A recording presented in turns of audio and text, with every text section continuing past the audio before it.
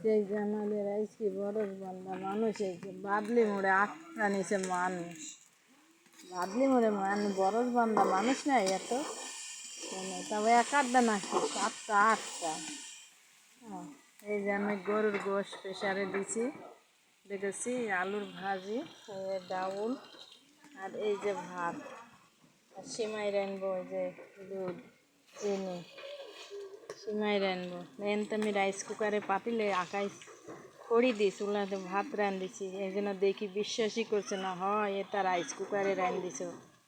আমি না আমি আকাই রান্নো, বিশ্বাস করছে না। দেখ তো কেউ জানেই না যে রাইস কুকারে পাতিলে আখায় খড়ির চুলায় এভাবে রান্না হয়। আমি কিন্তু মাঝে সাঝে মানুষ এলে মেলা মানুষ এলে বড় পাতিল দরকার এতে রান্না বড় রাইস কুকারে পাতিলটা মেলা বড় 3 কেজি চাল আছে। বাদলি মোড়ে যেমনি মেলা মানুষ নিচে বরফ বান্ধা হবে না হয় না, যেই জানি জাতের খাবার খাওয়াবো মানুষকে বাদলি মোড়ে।